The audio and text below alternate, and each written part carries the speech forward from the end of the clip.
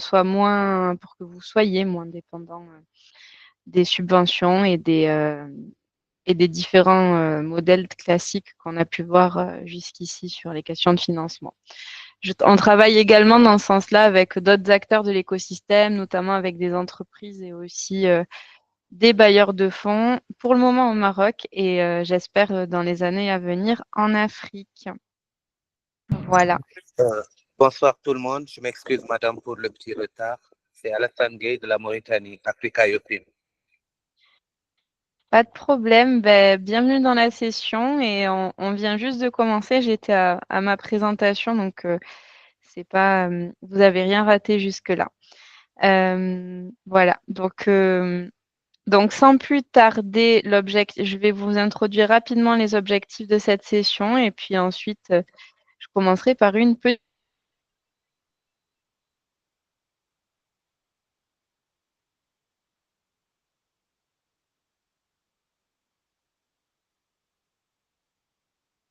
Comme je l'ai dit, c'est un terme qu'on entend beaucoup aujourd'hui, parfois qui est utilisé pas toujours dans le sens correct du terme, en tout cas tel qu'il a pu être défini. Donc l'objectif sera de vraiment comprendre ce qu'est le social business en théorie et aussi en pratique avec des exemples concrets. Le second point sera d'explorer des modèles économiques viables, donc toujours pareil, avec des exemples du territoire africain pour vous permettre d'imaginer des modèles qui vous seront propres et qui vous conviendront selon les différents contextes et différents pays.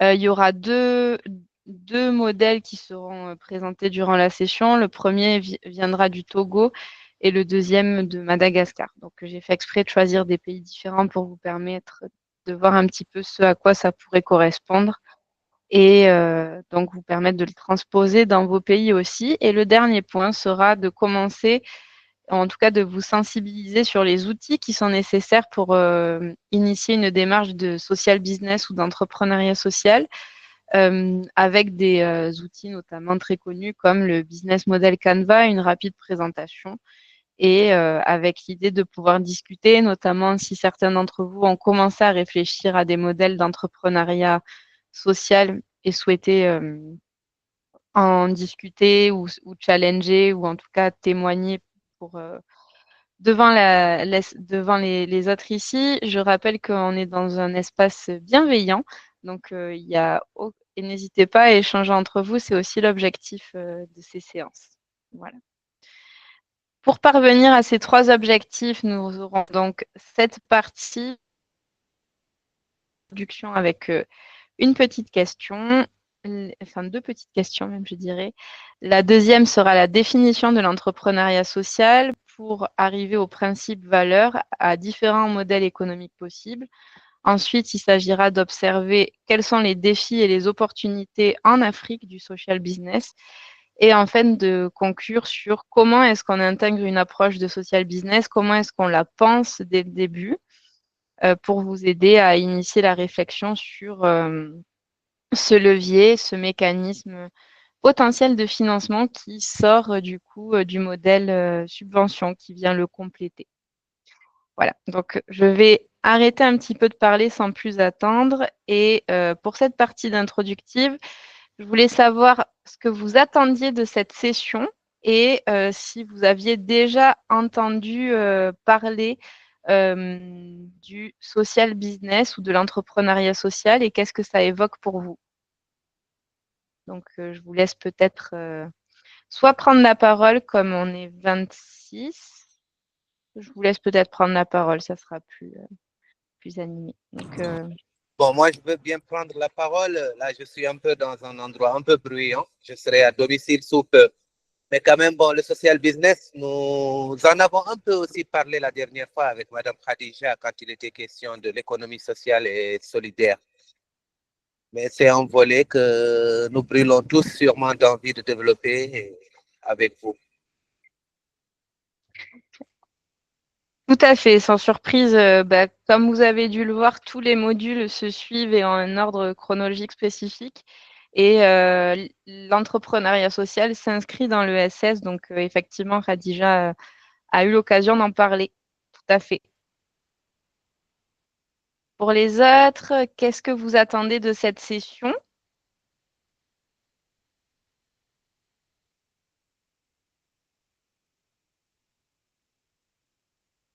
Si vous ne souhaitez pas prendre la parole, vous pouvez tout à fait écrire dans le chat avec grand plaisir.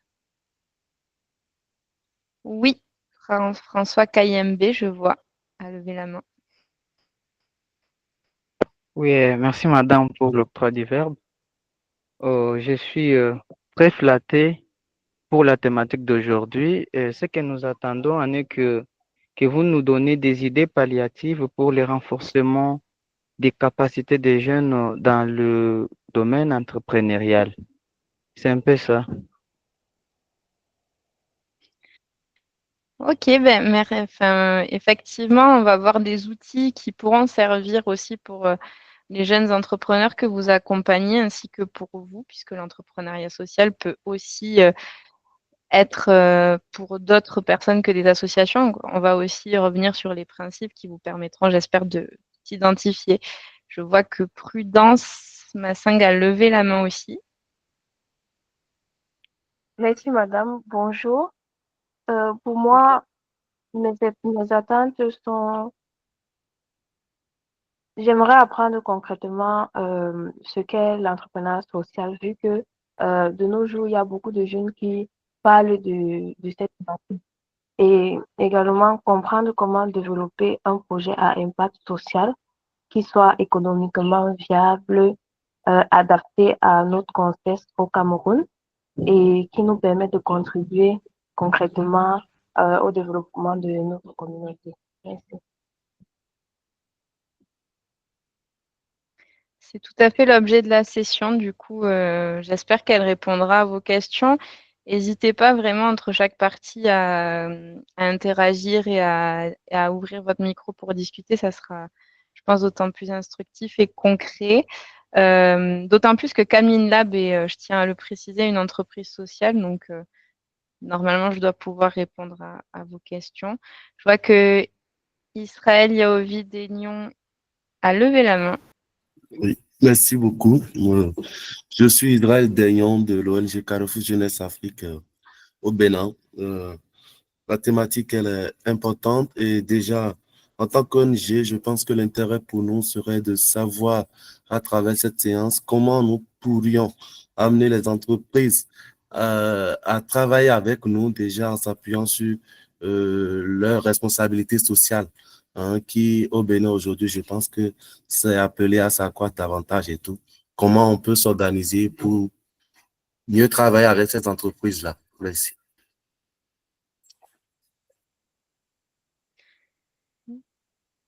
Très bien, très clair. J'entends effectivement les entreprises font partie potentiellement des business models et des éléments à développer pour la mise en place d'un social business. Donc, on abordera aussi cette question. Et pour finir, je vois deux dernières mains levées. Donc, je commencerai par Tariba Traoré et ensuite on conclura par Assietou Anne. Ok, bonsoir à tous, ou bonjour. Je suis Tariba Traoré du Mali. Je représente le Conseil national des clubs d'anglais du Mali. Et lorsque j'ai vu le thème sur l'entrepreneuriat social, c'est l'un le domaine dans lequel je suis plus focalisée. Mais on a un défi. J'aimerais vraiment, à travers cette formation, de comprendre comment est-ce qu'on peut vraiment avoir des modèles d'économique sur les activités qu'on fait, et nous aider dans l'entrepreneuriat social à avoir des activités lucratives. Parce qu'on forme des jeunes, et généralement c'est du volontariat. Et comment est-ce qu'on peut lucratiser ces activités? Merci. Avec plaisir, on verra effectivement ce qu'est l'entrepreneuriat social comparé à des entreprises du coup classiques et également au secteur associatif. On verra aussi parfois que l'entrepreneuriat associatif se mêle à l'entrepreneuriat social, mais l'objectif est vraiment de clarifier d'abord ce que c'est parce que c'est un terme qui est beaucoup utilisé, qui suscite beaucoup d'intérêt aujourd'hui. Et ensuite, l'idée, ça sera de vous présenter effectivement des modèles économiques et ensuite de vous donner les outils pour vous permettre de commencer à réfléchir à vos propres modèle économique, que ce soit pour vous ou pour les jeunes que vous accompagnez. Et on finit avec assieds-tout ce premier tour de table. Bonjour, bonjour madame, Bonjour. bonjour à tous. Alors, je suis Assiedouane du Sénégal. Je suis la représentante légale de l'association PADEFJ.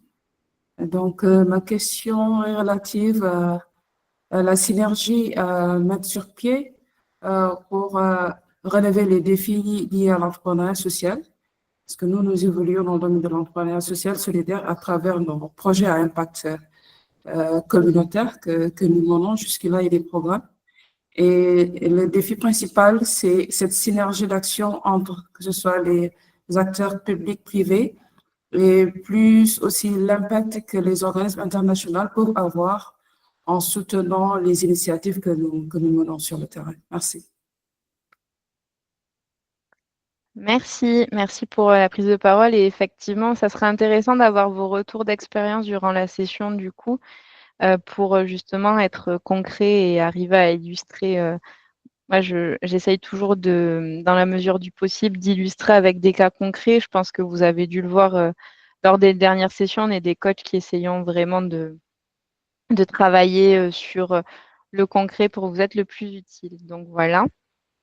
Donc maintenant que j'ai un petit peu cerné, je pense, vos attentes pour me permettre d'y répondre. L'objectif est de vraiment passer à qu'est-ce que l'entrepreneuriat social. Donc j'ai vu que j'ai entendu que plusieurs d'entre vous étaient en tout cas familiers avec la notion, prétendaient savoir ce que c'est,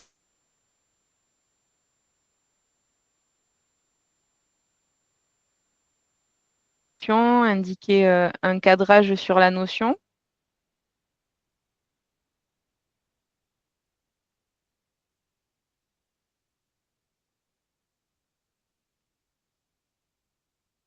Bon, je vous propose peut-être du coup de effectivement aller définir plus en profondeur ce qu'est l'entrepreneuriat social ou social business. Je parle des deux termes parce que parfois en français on utilise aussi le terme social business et pas toujours le terme entrepreneuriat social puisque ça n'a pas tout à fait la même définition en français et en anglais. D'abord, il faut savoir, premier élément, moi en tout cas ce que j'aime bien, c'est quand on a un terme de savoir quand est-ce qu'il est apparu, comment, par qui et quelle est la première définition à apporter. On verra qu'elle a un petit peu évolué et que on se nourrit de cette définition initiale, mais que du fait du contexte, l'entrepreneuriat social est un concept qui a été amené à évoluer et à dealer avec plusieurs réalités dans le monde et notamment en Afrique. Donc, c'est un concept qui a apparu dans les années 1990, d'abord, qui a été diffusé par la Harvard Business School via le programme de Social Enterprise Initiative. C'est important parce que ça veut dire que ça a été d'emblée théorisé dans une logique de business, d'entreprise en mêlant impact social. Et ces éléments-là ont été repris par Mohamed Younous, qui est prix Nobel. Ça a été repris en 2006 et qui a popularisé le terme avec les microcrédits et notamment la Grameen Bank, puisque lui-même a développé du coup, à travers la Grameen Bank, plusieurs entreprises sociales ou entreprises à impact social. C'est un des cas les plus réussis en termes d'entreprise. Donc pour lui, qu'est-ce qu'une entreprise sociale? C'est une organisation, donc ça a une forme juridique, ça existe juridiquement, qui vise à résoudre un problème social qui est viable économiquement. Donc ça veut dire que c'est une structure qui doit être capable d'être autonome de par les revenus qu'elle génère, qui réinvestit la majorité de ses bénéfices dans sa mission. Et ça, c'est important. Et c'est pour ça que je disais que parfois, il y a des différences entre social business et entrepreneuriat social en français. C'est que réinvestit la majorité de ses bénéfices dans sa mission.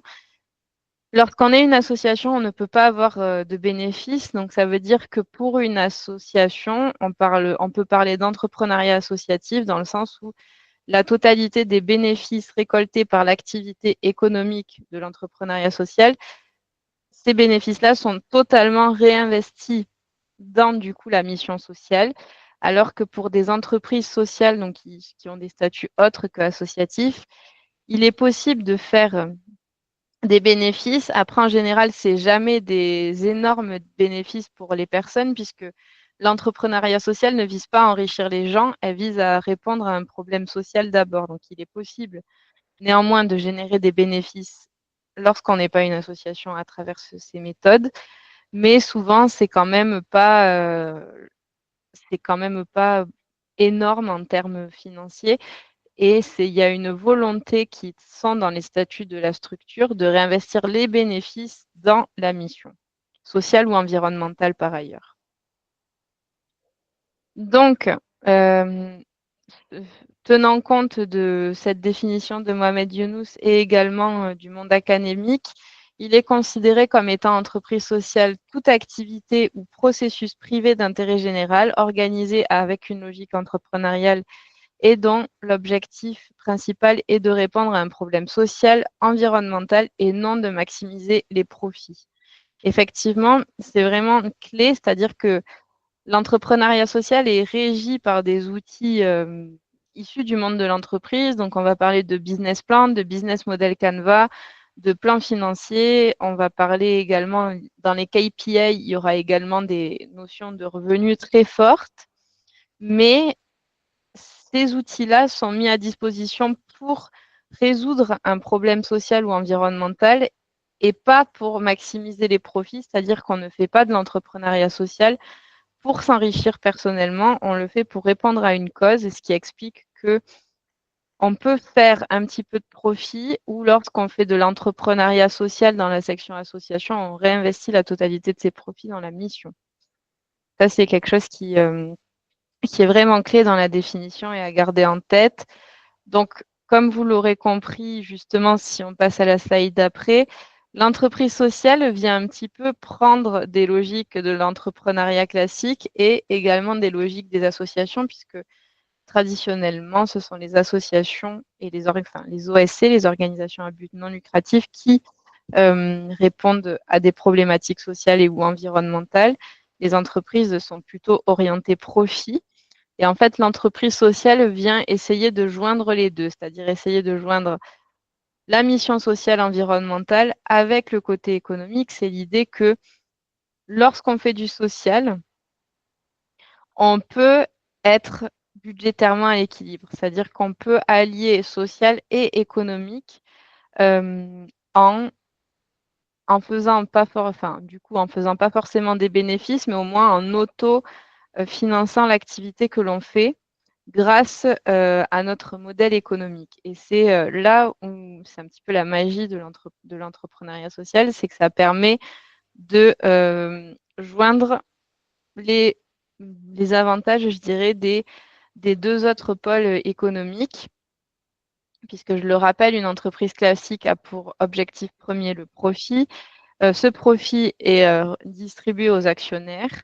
Elle est majoritairement financée par des personnes privées, des investisseurs, des business angels, par exemple. La gouvernance est capitaliste, c'est-à-dire que la prise de décision se fait en fonction de la part de capital que vous possédez de l'entreprise et l'impact mesuré et l'impact financier, c'est-à-dire qu'on va tenir compte de la croissance économique de la structure en premier, de l'augmentation du nombre de ventes, du pourcentage de profit, donc très axé sur la finance, alors que, pour parler d'un modèle que vous connaissez bien, pour les organisations à but non lucratif, au contraire, ça sera focus sur la mission sociale avec aucun profit. Et du coup, vos organisations sont de fait financées majoritairement par des dons et subventions, avec une gouvernance dite démocratique, avec l'idée que, vous l'avez vu dans le chapitre de l'ESS, normalement, une personne égale une voix, indépendamment de ce qu'elle peut avoir mis ou donné à la structure. Toute personne a le même poids dans la prise de décision, ce qui n'est pas le cas du coup dans l'entreprise classique, où plus on possède de parts de l'entreprise, de capital dans l'entreprise, plus on est majoritaire et on prend les décisions et on pèse beaucoup pour prendre des décisions. Et à l'inverse, on parle de KPI, donc les indicateurs clés pour l'impact mesuré pour les organisations à but non lucratif. C'est souvent du coup les indicateurs plus sociaux, environnementaux. C'est par exemple pourcentage de jeunes insérés sur le marché de l'emploi. Enfin, c'est des éléments beaucoup plus qui répondent en fait à votre mission sociale. Et donc, que fait l'entreprise sociale? C'est-à-dire qu'elle mixe un petit peu les deux, comme je vous l'ai dit. D'abord, quelle est la finalité de l'entreprise sociale? C'est l'impact social ou environnemental en assurant l'autonomie financière de la solution. Ça, c'est quelque chose qui est clé. C'est-à-dire que, à l'inverse, où pour les OSC, vous travaillez beaucoup avec des dons, des subventions pour l'entreprise sociale, il est important qu'elle puisse être soutenable par ses revenus, qui sont en fait réinvestis dans la mission quasiment en totalité, ce qui permet d'arriver à des financements mixtes, puisque souvent, on va dire que la structure arrive à être autonome financièrement à 80%, les 20% au début étant parfois aller chercher avec des subventions, des dons, ce genre de choses pour permettre au modèle économique de se lancer. Mais on n'est pas du tout sur des logiques ou très peu d'investisseurs au sens financier. C'est-à-dire qu'on va trouver des investisseurs qui investissent dans les entreprises sociales, mais c'est des investisseurs qui aujourd'hui ont un profil particulier et il existe des fonds d'investissement spécifiques pour ce type d'investisseurs-là, parce que c'est des investisseurs qui doivent être aussi bien orientés sur l'économique pour s'assurer que la structure reste viable et aussi sur de l'impact social. Quel impact social est-ce qu'il génère? Et il est important de combiner ces deux indicateurs.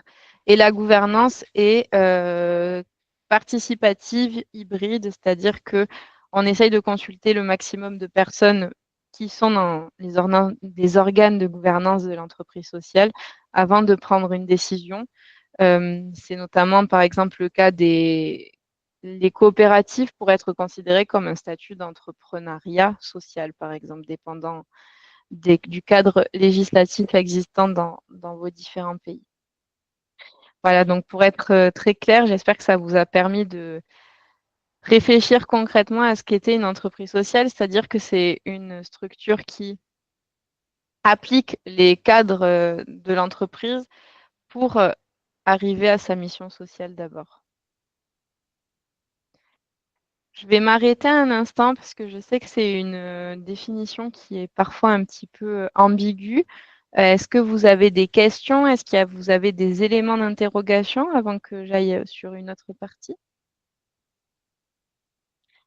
Oui, Sana Chaouki.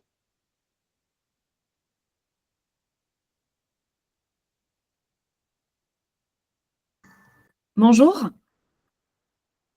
Bonjour. Alors, j'ai juste une petite question concernant, en fait, les associations. Donc, elles peuvent créer un générateur de fonds, c'est ça? C'est ce que vous voulez dire?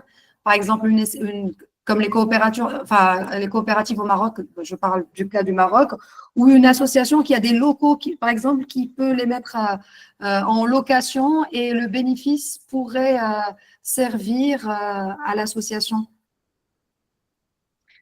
Alors, bonne question. Je suis basée au Maroc, donc je vois un petit peu les contraintes réglementaires qu'il peut y avoir. Je vais répondre à la question en mettant deux cas possibles qui réglementairement existent.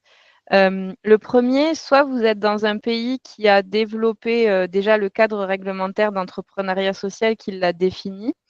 Et dans ce cas-là, pour certains, les associations rentrent dans ce cadre réglementaire-là et du coup, elles peuvent, à travers leur statut,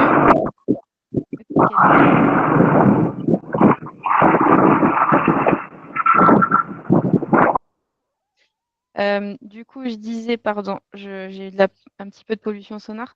Je disais que soit l'entrepreneuriat social est défini, intègre les associations dans leur statut possible. Dans ce cas-là, l'association développe la partie entrepreneuriat social comme étant un projet classique que vous pouvez avoir l'habitude d'avoir, par exemple une subvention, etc. À la différence que du coup, effectivement, elle s'autofinance toute seule et si elle fait des bénéfices, vous devez les réinvestir dans votre mission au global, ce qui vous permet en fait de par exemple, financer des postes structurels que vous pouvez peut-être pas toujours financer dépendant des coûts projets, d'une part. Ça, c'est quand la loi existe et qu'elle inclut les associations. Quand il n'existe pas de loi, ce qui est le cas, je pense, pour beaucoup de pays africains, et le Maroc en fait partie, puisque la loi sur l'entrepreneuriat social n'a toujours pas été votée, il est important dans ces cas-là de se rapprocher quand même de son comptable, je préfère le préciser pour assurer un montage financier qui soit correct et répondant à la loi. Néanmoins, ce qu'ont fait plusieurs grosses structures, notamment au Maroc, c'est qu'elles ont gardé leur association. À côté, elles ont développé une structure du coup d'entrepreneuriat social, souvent sous format de SARL, Société à responsabilité limitée. Et dans les statuts de la SARL, elles ont inscrit que c'était une entreprise sociale et qu'elles s'engageaient à reverser la majorité de l'ensemble des bénéfices à l'association X, par exemple. Et ça, c'est quelque chose qui est fait couramment en pratique pour parfois contourner, je dirais, l'absence de cadre juridique et, et faciliter l'adoption. Mais encore une fois, ce qui est important, c'est que ce soit une activité qui, à terme, s'autofinance, ou en tout cas s'autofinance en grande partie pour aller chercher parfois des subventions sur 20%, 30%, mais elle doit s'autofinancer. Et si des profits sont faits, donc si c'est dans le cas où vous êtes une association, vous ne pouvez pas faire de profit, donc tout doit être réinjecté dans votre mission. Si vous êtes dans le cas 2, où vous avez une SARL et pour des motifs de réinvestissement, vous souhaitez conserver une partie des bénéfices, c'est possible, mais ça ne concerne pas énormément de volume financier. J'espère que j'ai été claire avec les deux exemples. Oui, oui, merci beaucoup. Et je vois que Abou, vous voyez, Alassane a levé la main. Oui, madame, rebonsoir. Là, je suis un peu plus dans un endroit moins bruyant. Bon, nous savons, bon, j'ai su quelque part qu'il y a 5 types d'entreprises sociales. Bon, c'est-à-dire, il y a le micro-entrepreneur, l'entrepreneur individuel, l'entreprise unipersonnelle, il y a la société à responsabilité limitée. Ces types d'entreprises, par exemple, à supposer, si nous voulons aller dans le contexte dans lequel nous sommes actuellement, associative et tout ça, quelle en serait, c'est-à-dire la plus viable quant à ce qui concerne l'entreprise sociale? Par exemple, là, ici au pays, je vois par exemple qu'il y en a qui font dans ça, dans l'entrepreneuriat social, mais la finalité, c'est quoi? C'est que juste, ils auront permis à certains chômeurs d'avoir accès à un peu de travail, mais bon, ça reste une entreprise à caractère de business, c'est tout. Est-ce qu'il y a des règles qui régissent certains trucs pour les entreprises sociales et voilà. Alors, comme je l'ai dit, la mission est très importante pour les entreprises sociales, c'est-à-dire que le fait en interne de créer de l'emploi, alors bien sûr que c'est important, mais ça ne fait pas d'une structure une entreprise sociale.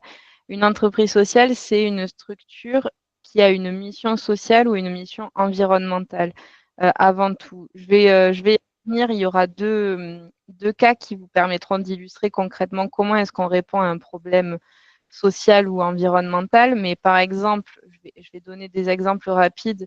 Moi, en tant qu'entreprise sociale, donc j'ai pour mission vraiment, ma mission principale est de renforcer structurellement les associations et leur écosystème sur les questions structurelles et d'organisation. Donc en fait, techniquement, j'ai une mission sociale, je réponds à un besoin de structuration. Et par ailleurs, dans mes statuts, concrètement, il est indiqué que l'ensemble de mes revenus sont réinvestis dans la structure pour en assurer la pérennité. Voilà, pour être très transparente, il y a aussi, par exemple, une entreprise à mission sociale. Si je dois donner un exemple qui ne soit pas dans les deux modèles que je donnerai tout à l'heure, On peut avoir, pour les personnes en situation de handicap, il est parfois compliqué de s'habiller et du coup, on pourrait trouver une entreprise sociale qui est une entreprise qui fabrique des vêtements, pardon, qui fabrique des vêtements pour des personnes en situation de handicap avec des fermetures spécifiques, etc. Et là, elle répond à un vrai besoin social puisque parfois les vêtements peuvent avoir un côté exclusif lorsqu'on ne peut pas forcément s'habiller, notamment en entretien pour en tenue adéquate de par son handicap. Donc, c'est le genre de marque qui répond à un besoin, mais à un besoin qui en fait exclut ou qui peut nuire à une partie de la population. Enfin, si on ne répond pas à ce besoin qui nuit à une partie de la population et qui l'exclut. C'est ça, en fait, l'entreprise à mission sociale, c'est que la mission est importante. Une entreprise qui, par exemple, est une papeterie et qui emploie des jeunes en insertion, c'est une entreprise, on peut dire qu'elle a des activités sociales, mais ce n'est pas une entreprise sociale dans le sens où sa mission, en fait, avant tout, c'est de vendre des matériaux de papeterie. Je ne sais pas si les exemples sont clairs pour aider à distinguer. Oui, c'est très clair. Et ensuite, pour revenir sur votre question de forme, effectivement, il y a différentes formes juridiques dans tous les pays. Donc, je n'ai pas forcément pu explorer l'ensemble des formes juridiques dans tous les pays. Ça dépend de la vision que vous voulez avoir et de la taille que va avoir la structure sociale avant tout. Si c'est une toute petite structure, peut-être que les statuts de micro ou d'entrepreneur à associé unique peuvent suffire. Si on est sur des structures qui visent à avoir un impact quand même assez massif, parfois c'est davantage les sociétés à responsabilité limitée qui vont répondre à ce besoin-là. L'objectif, en fait, est de vraiment, quand vous pensez, et c'est ça qui rend la réflexion challengeante, quand on pense entreprise sociale, il faut d'abord penser à la mission sociale et environnementale et réfléchir en même temps le modèle économique qui ferait que ça serait autofinançable et pérenne. En bref, si je dois résumer le propos. Ok, donc ça veut dire que l'aspect géopolitique est très important. Oui, oui, tout à fait. C'est pour ça que malheureusement, comme vous venez, alors non, malheureusement, heureusement, comme vous venez de pays différents, en fait, je ne peux pas regarder tous les cadres juridiques en Afrique existants. Néanmoins, il y a des grands principes de base que je vous transmets aujourd'hui. Ensuite, je vous invite quand même à vous rapprocher de comptables ou d'avocats lorsque c'est possible pour travailler cette question durant au moins une consultation avec eux pour vous assurer que vous restez juridiquement dans les clous possibles, enfin en tout cas dans le champ des possibles. Mais on pourra ensuite continuer la conversation dépendant des pays peut-être, et on pourra nous aussi regarder pour vous conseiller éventuellement. Voilà. Donc justement, c'est une très bonne transition, s'il n'y a pas d'autres questions, pour arriver aux principes et valeurs clés du social business ou entrepreneuriat social. J'ai mis social business parce que, comme je le disais, l'entrepreneuriat social, dans le terme français, reprend que les entreprises à mission, alors que dans le terme anglais, on a le côté entreprise à mission, mais du coup, côté un peu secteur privé. Et on a aussi le côté entrepreneuriat associatif, où comme les associations ne peuvent pas du tout générer de bénéfices, tous les bénéfices sont réinjectés dans la mission de l'association. C'est pour ça que j'emploie le terme de social business plutôt que d'entrepreneuriat social. Donc, néanmoins, l'entrepreneuriat social est, vous l'aurez compris, régi par 5 principes. Le premier, qui est assez clair, puisque c'est ce que l'on discute depuis tout à l'heure, c'est la finalité sociale ou environnementale de l'objectif, c'est-à-dire que une entreprise sociale répond à une problématique environnementale ou sociale d'abord avant d'avoir un modèle économique viable. Lorsque le modèle économique est viable, l'ensemble des bénéfices sont réinvestis dans la structure. Donc, c'est-à-dire qu'on ne les distribue pas aux actionnaires comme une entreprise classique qui, à la fin de l'année, une fois son bilan comptable dressé, reverse des dividendes aux actionnaires. Non, ici, ces dividendes et ces bénéfices-là sont réinvestis dans la structure pour lui permettre de se pérenniser et de se développer.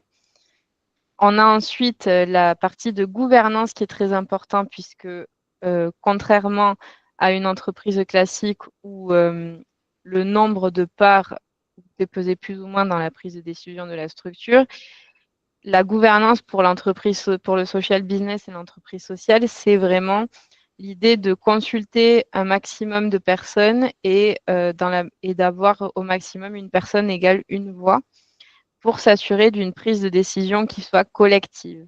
Donc, ça demande aussi de mettre en place de nouveaux mécanismes de gouvernance qui ne sont pas forcément ceux qu'on peut avoir dans les entreprises traditionnelles. Le quatrième principe, et pas des moindres, c'est l'autonomie financière. C'est-à-dire que le social business, c'est des structures qui génèrent leurs propres revenus à travers une activité marchande et c'est là où ça peut différer de ce qu'on fait dans les associations avec des projets de façon classique. C'est-à-dire que là, certes, on répond à une problématique sociale ou environnementale, mais en fait, c'est une activité marchande que l'on vend. Donc, c'est-à-dire que on touche quand même un revenu, une contribution financière de par cette activité-là. Et c'est ce qui lui permet en fait d'être autonome. C'est que comme on vend cette activité qui est marchande, de cette activité-là, on récolte des revenus qui nous permettent, de nous assurer qu'on est autonome financièrement et de faire rouler la structure toute seule, mais aussi lorsqu'on arrive à développer sur des marchés à impact, à répondre à des besoins très forts, qu'on génère des bénéfices, on les réinvestit dans la structure pour la pérenniser et faire augmenter son impact encore au maximum. Et donc, le dernier principe, vous l'aurez compris, c'est de maximiser l'impact social ou environnemental tout en assurant la pérennité économique. Donc, quand on fait de l'entrepreneuriat social, on combine l'impact et on combine l'économie pour s'assurer que les deux marchent ensemble. C'est-à-dire qu'on ne peut pas avoir que l'économique d'un côté, sinon on retombe dans l'entrepreneuriat traditionnel. Et on ne peut pas avoir que l'impact d'un côté, sinon on est de nouveau dans la structure association classique avec subvention et donc qui fonctionne très bien. Et je ne suis pas en train de dire que ce modèle-là va disparaître, pas du tout. Je suis en train de dire que du fait de la réduction notamment de l'aide internationale et de certaines subventions, diversifier ces financements avec notamment peut-être un levier autour de l'entrepreneuriat social vous permettrait de continuer à maximiser votre impact.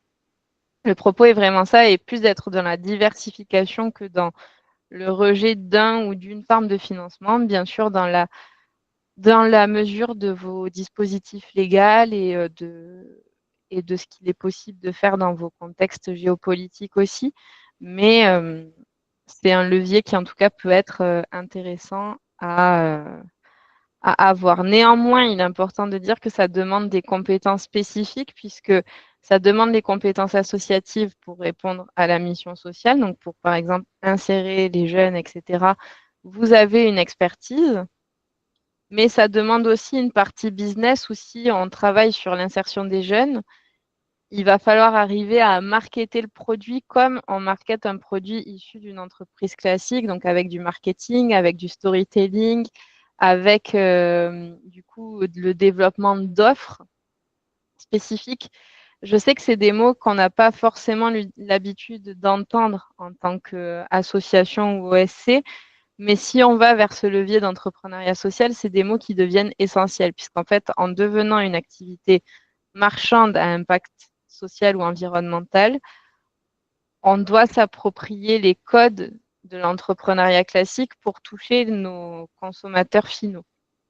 Et c'est le challenge que demande ce type de notion.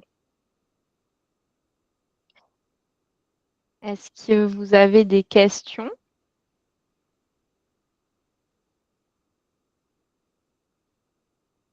Non? Ben, on va dire que c'est clair. Comme ça, je continue sur le modèle économique et Normalement, c'est là où on devrait voir des exemples concrets de ce qu'est des entreprises sociales et également des associations qui ont développé des social business. Donc, le modèle économique, donc vous l'aurez compris, je tiens à le clarifier, les social business peuvent être variés, c'est-à-dire que ça peut être orienté produit, c'est-à-dire que vous pouvez vendre un bien concret, notamment des produits artisanaux ou des panneaux solaires, par exemple, ce genre de choses. Enfin, c'est à vous de définir votre produit, mais vous pouvez aussi vendre des services. Par exemple, j'illustre à nouveau ce propos-là. Vous êtes une association qui travaille sur l'inclusion des jeunes en situation de handicap et vous constatez que vous avez un problème d'insertion auprès des entreprises parce que les entreprises ne savent pas forcément quel mécanisme mettre en place pour intégrer ces jeunes, etc. Vous pouvez décider de vous constituer ou de constituer une partie de votre activité en tant qu'entreprise sociale et donc de déployer une offre de services qui accompagne les entreprises sur les différentes étapes d'insertion et d'intégration professionnelle de ces jeunes en situation de handicap. Comment est-ce qu'on les recrute avec un recrutement qui soit inclusif? Comment est-ce qu'on les insère ensuite dans l'entreprise quand ils arrivent? Comment est-ce qu'on travaille avec les autres collaborateurs pour que l'intégration se fasse de façon fluide? Ensuite, pareil, comment est-ce qu'on révise la performance d'un collaborateur qui est en situation de handicap? Et enfin, comment est-ce qu'on s'assure que toute l'entreprise dispose du matériel et des infrastructures nécessaires pour l'accueillir? Ça, par exemple, ça pourrait être, alors ça demande de faire un business model Canva, on va y venir, etc. Mais ça pourrait être une offre de service qui serait une entreprise sociale, puisque la mission principale, c'est de favoriser l'insertion professionnelle des jeunes en situation de handicap, avec un volet économique, puisque les entreprises paieraient votre service et vos offres de conseil. Voilà, par exemple. Si je vais dans un cas concret, donc l'étude de cas de Yukumi, qui est du coup, c'est là où ça va être intéressant pour la personne qui parlait d'entreprise et d'association. C'est une association qui s'est alliée avec une entreprise sociale, donc une association togolaise qui travaillait sur l'autonomisation économique des femmes, qui s'est associée à une entreprise sociale française dans une optique de valoriser le beurre de karité produit par les femmes rurales de la communauté au Togo grâce à une filière équitable, écologique et ancrée localement. Comment?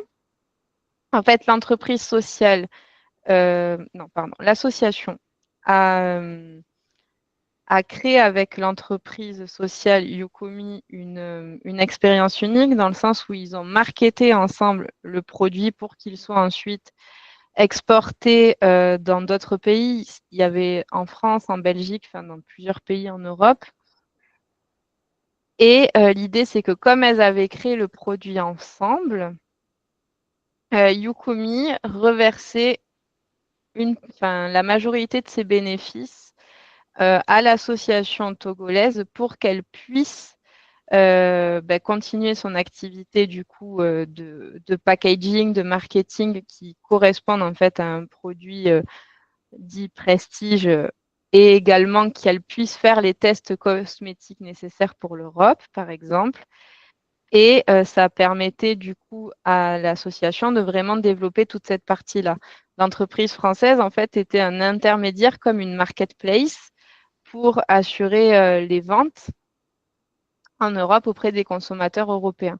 Et donc, vous voyez, c'est comme ça qu'une association peut parfois se pluguer avec une entreprise sociale, toutes deux développant du coup une offre d'entrepreneuriat social qui permet non seulement de renforcer du coup les femmes qui travaillent le beurre de karité en cosmétique naturelle, en leur donnant les outils nécessaires aussi pour faire les tests, en leur permettant aussi d'acquérir les outils nécessaires en termes de marketing, de circuits de commercialisation aussi.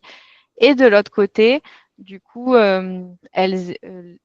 l'entreprise sociale française, elle travaillait vraiment sur la labellisation équitable, sur comment pénétrer le marché à l'international avec le produit qui était le beurre de karité, et comment, du coup, travailler sur le fait que la chaîne de valeur de ce produit-là soit inclusive de A à Z.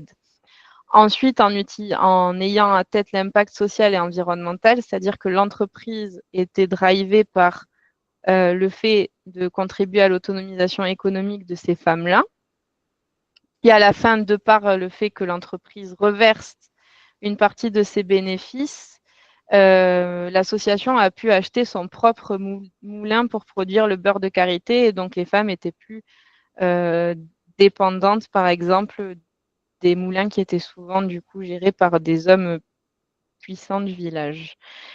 Et d'autre part, Yukomi pensait également impact environnemental, puisqu'en fait, le packaging était fait avec des chutes de tissu wax, ce qui donnait à chaque fois un pot unique, puisque c'était fait à partir d'un tissu wax et de chutes de tissu, donc on ne retrouve jamais tout à fait le même tissu. Et en même temps, ça permettait de limiter l'impact environnemental de l'emballage, puisque c'était fait avec des chutes qui auraient été à la poubelle. Et c'est en ça que c'est une expérience intéressante. C'est pour ça que vous n'êtes pas obligé de développer votre offre de produits ou de services sur l'entrepreneuriat social ou associatif tout seul. Vous pouvez aussi vous connecter à une autre structure, soit au niveau local, soit international, qui vous apportera une expertise complémentaire dans la mesure où elle aussi fait partie de ce canal et de cet écosystème d'entrepreneuriat social. Donc voilà, je commence volontairement par une étude de cas peut-être un peu compliquée dans la mesure où c'est une connexion entre une association et une entreprise qui ont développé ensemble une entreprise sociale qui permet du coup à l'association d'avoir ses propres revenus et de se développer grâce à ce modèle-là. Mais en même temps, c'est ce qui peut aussi être un mode de fonctionnement pertinent. Le deuxième modèle est l'étude de Bi-Madagascar. Donc, on est à Madagascar. L'objectif de l'association était de réduire le gaspillage alimentaire en transformant les invendus alimentaires en plats accessibles et nutritifs pour les populations en situation de précarité. Cet exemple-là est tiré vraiment de l'exemple qu'avait fait Mohamed Younous à l'époque sur le fait de développer un produit yaourt qui soit un yaourt nutritif qui permette de lutter contre la malnutrition et d'arriver à fixer un prix qui soit plus bas que le prix du yaourt traditionnel sur le marché pour permettre aux populations qui n'avaient pas accès et qui n'ont toujours pas accès d'ailleurs à tous les micronutriments nécessaires au bon fonctionnement pour leur corps, d'y avoir accès en répondant du coup à une problématique sociale qui est la malnutrition, mais en vendant un produit quand même à destination de ces populations-là.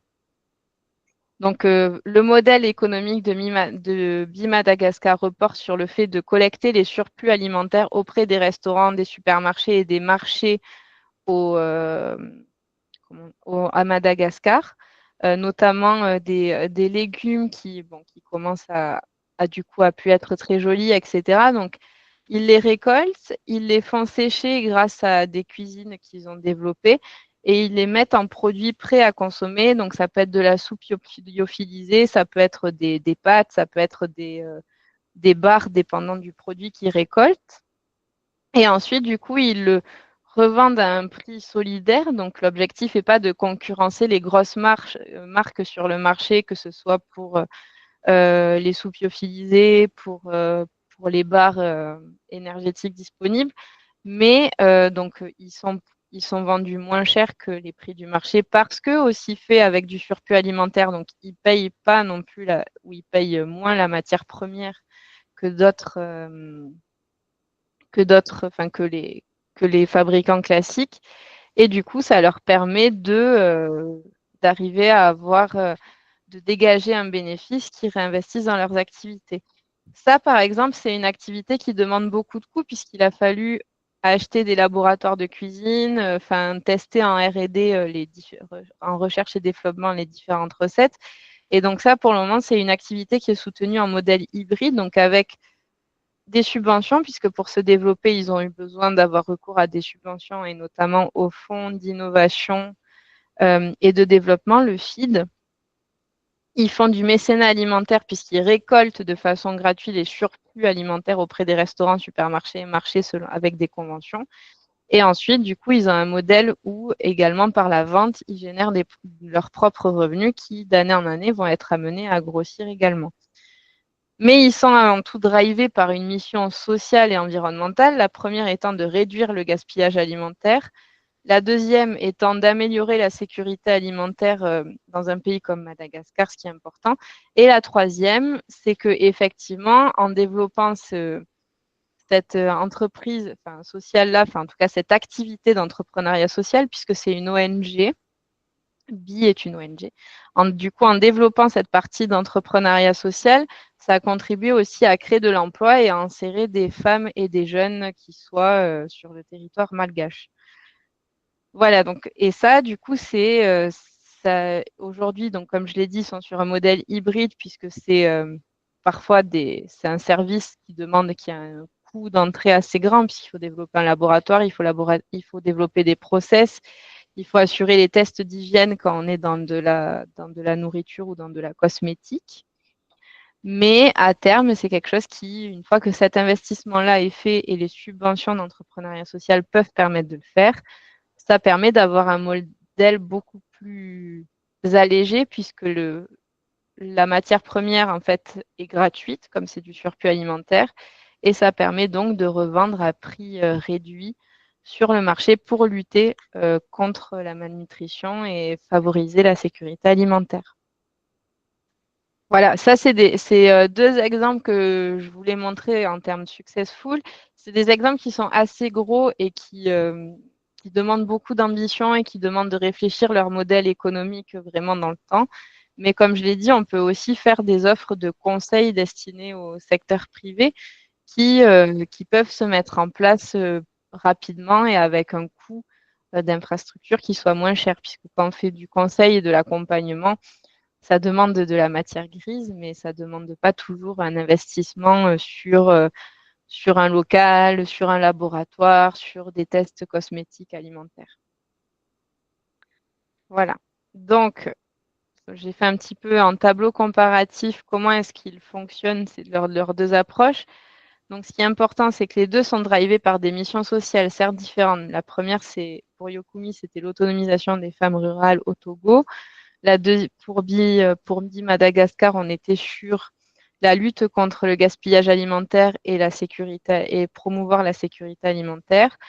Pour Yokumi, on était sur la vente de produits transformés issus du beurre de karité avec un partenariat, du coup, je le disais, association coopérative et entreprise sociale internationale.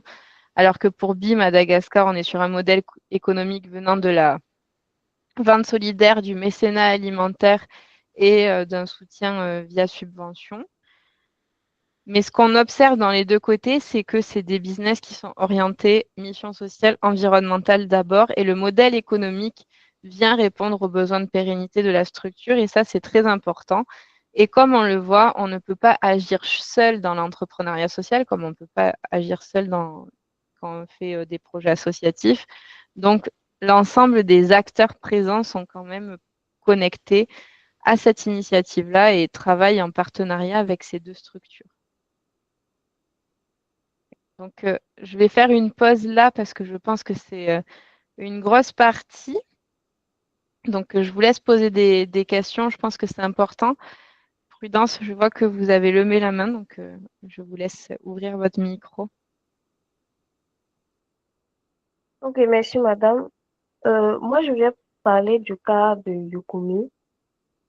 Nous, on fait particulièrement dans tout ce qui est autonomisation des jeunes et des femmes dans le secteur vert, dans tout ce qui est fabrication du compost, engrais, charbon écologique. Et récemment, nous avons mis sur pied un projet sur l'autonomisation des femmes déplacées internes par la valorisation des troncs de bananiers en sac écologique. Et là, nous nous sommes rapprochés d'une entreprise sociale qui fait dans la commercialisation de ces sacs bio. Et ma question ici, c'est de connaître, existe-t-il des entreprises qui montrent une vision sociale, mais des pratiques internes contraires? Comment s'en rendre compte? Quels sont les indicateurs concrets permettant d'évaluer la crédibilité sociale d'une entreprise avant de collaborer avec elle?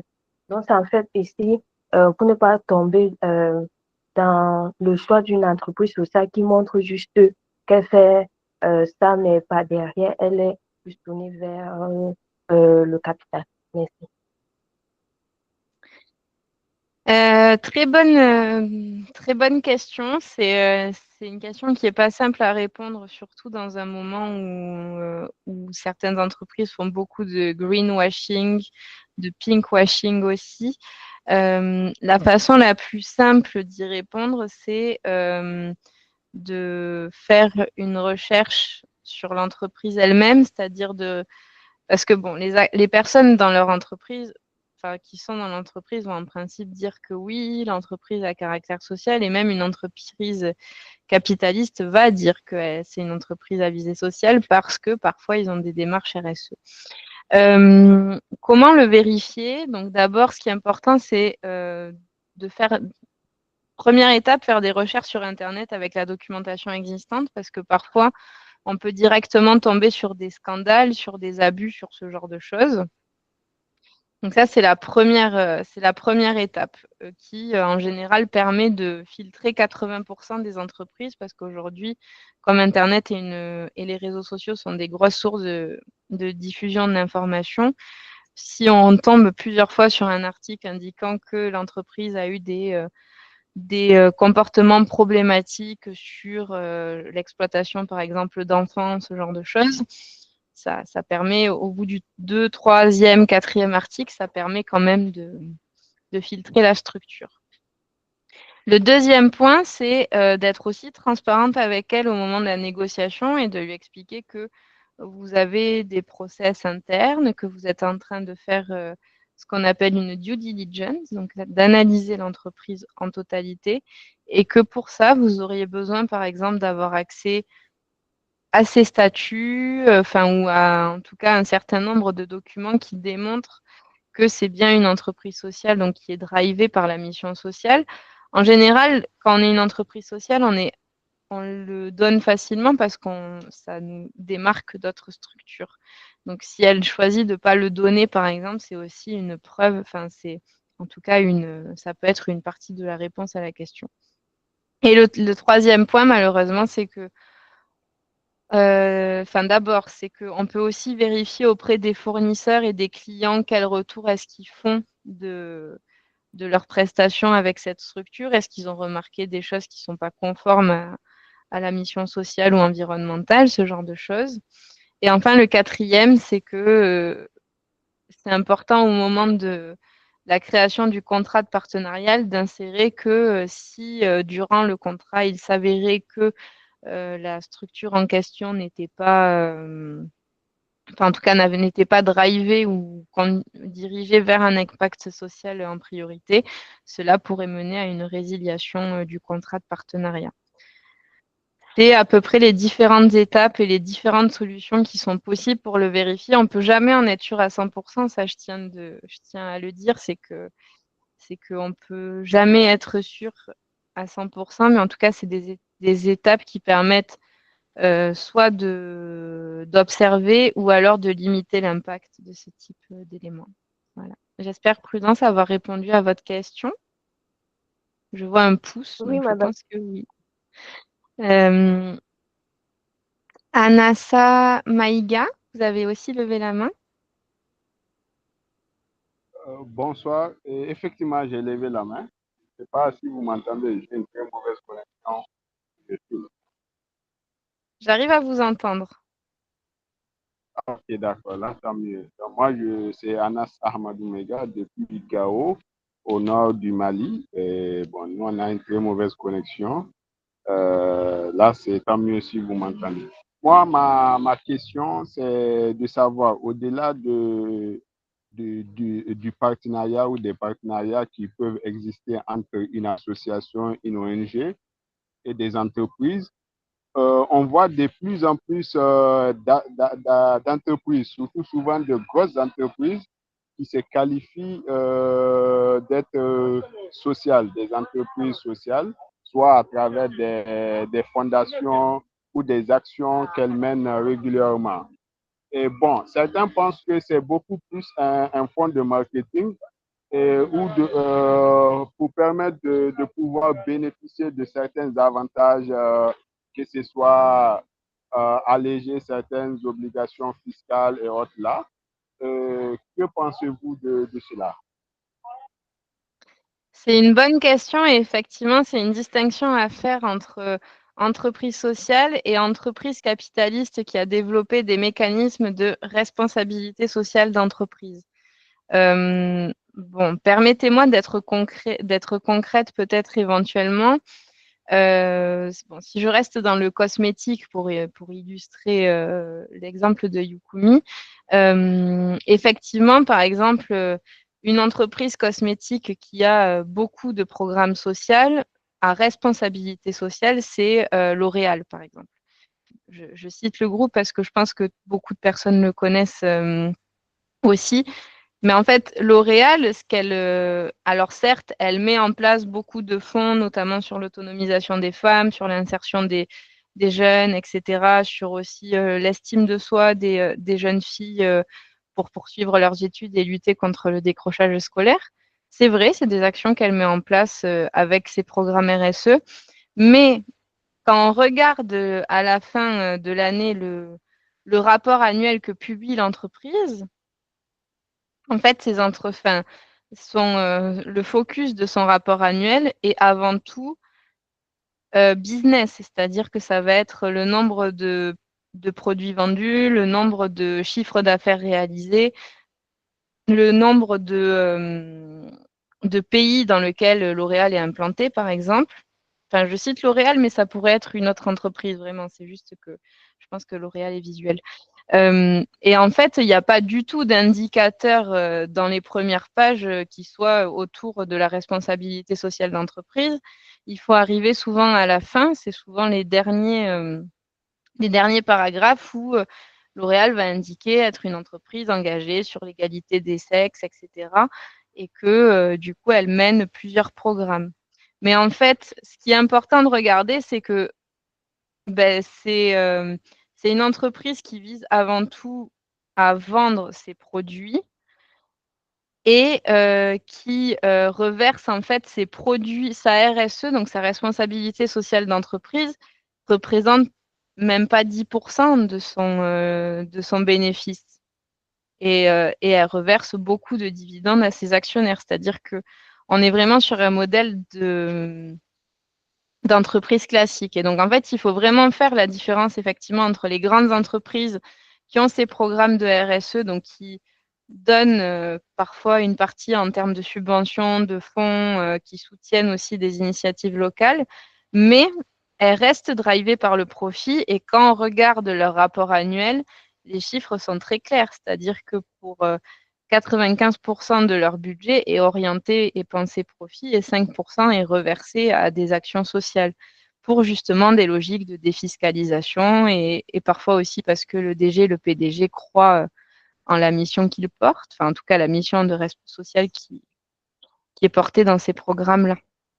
Mais ce n'est pas la même chose, c'est-à-dire que une entreprise sociale pense d'abord mission sociale et environnementale et ensuite trouve un modèle économique pour que ce soit soutenable, alors qu'une entreprise classique avec un programme RSE va être vraiment focus sur le profit d'abord et à la limite allouer 5%, enfin une petite partie de son budget à ces éléments-là pour souvent des logiques effectivement d'avantages, de défiscalisation, d'image aussi, c'est important. Voilà. J'espère que j'ai répondu à la question et que ça permet de différencier les deux types.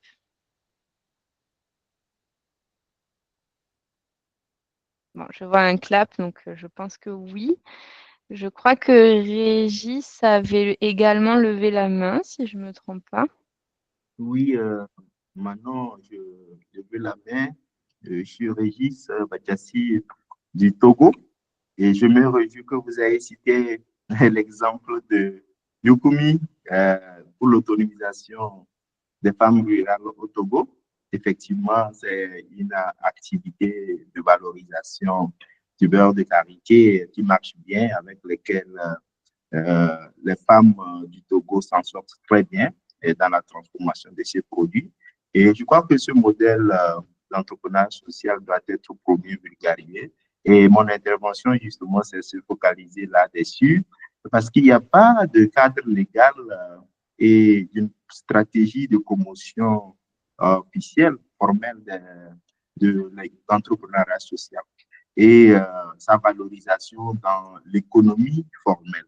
Et donc, moi, je voudrais qu'on puisse également, au moment où on parle de l'entrepreneuriat social, qu'on puisse penser à cette dimension institutionnelle de l'entrepreneuriat social pour voir comment est-ce que nous pouvons nous engager peut-être dans les plaidoyers pour une stratégie officielle de promotion de l'entrepreneuriat social, ce qui pourrait aider nos organisations à développer ce type d'activité, à recevoir également des soutiens de la part des États, des gouvernants et un engagement des partenaires donc, autour des initiatives visant à la promotion de l'entrepreneuriat social. Aussi serait-il important, c'est vrai, vous avez donné des exemples, des illustrations qui ont montré un peu des différences, mais il serait convenable qu'on définisse clairement les critères qui qualifient une entreprise sociale par rapport à l'impact et tout ce que vous avez cité, mais pour éviter vraiment cette confusion et nous permettre de nous inscrire donc dans une logique de redevabilité. Et donc, voilà un peu ce que je voudrais relever. Et je trouve encore une fois que vraiment l'entrepreneuriat social peut être une alternative à la fois aux solutions de chômage, mais également d'atténuation et de réduction des risques et des chocs auxquels notre planète est confrontée, tels que les chocs climatiques. Merci beaucoup pour cette session. Je salue de passage les collègues Kadim et puis Chris qui sont allés. Merci. Merci pour l'intervention et vous me permettez effectivement de redire que c'est exactement l'ADN du Yes Africa aussi, c'est-à-dire qu'effectivement, nous, on essaye de vous présenter, de vous donner un aperçu et de ce qui peut exister dans le monde, etc. C'est vrai, et on va y venir dans la partie défis et opportunités, qu'il y a un problème sur cette question-là pour beaucoup de pays de cadre réglementaire et que ça limite aussi pour vous en tant que structure l'accès à ces financements-là, ou en tout cas ces sources de revenus et de financement. Et l'objectif du Yes Africa, c'est de vous permettre en fait d'échanger ensemble et de définir ensemble certains critères qui font que vous définiriez potentiellement ce qu'est une entreprise sociale. Comment est-ce que pour vous, ça pourrait être un levier de financement et essayer de vous organiser pour faire un plaidoyer à l'échelle du continent africain, puisque c'est un problème qui n'est pas que au Togo. Le problème de cadre juridique, j'en ai parlé en donnant un exemple au Maroc aussi. Dans la majorité des pays, il y a beaucoup d'initiatives qui se font avec du bricolage dépendant de l'arsenal juridique parce que c'est une forme qui est peu ou pas reconnue.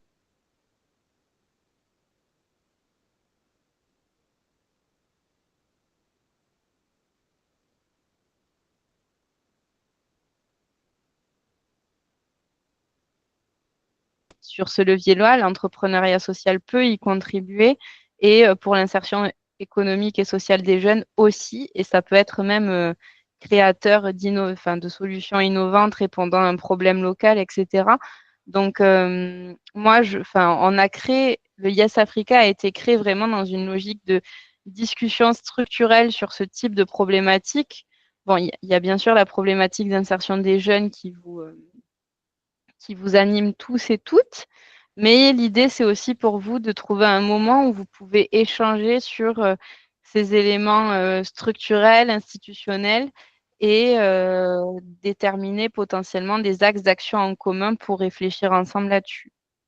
Tout à fait. Merci.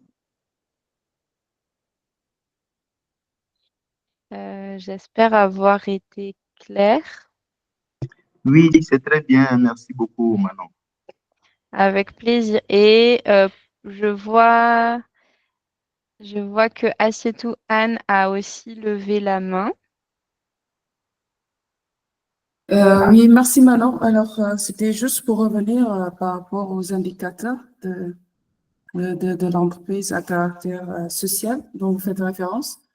Alors, nous, jusque-là, on essaie de se cantonner sur l'existentiel déjà, à travers des rapports financiers. Donc, sur ces rapports, il y a des indicateurs qui nous permettent de déceler si la structure qu'on décide d'accompagner est une structure à caractère social.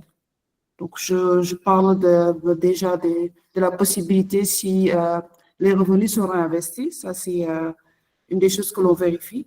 Ensuite, l'impact social, que ce soit social ou environnemental, que l'offre de services ou le produit qu'ils mettent sur le marché. Et ensuite, de la durabilité.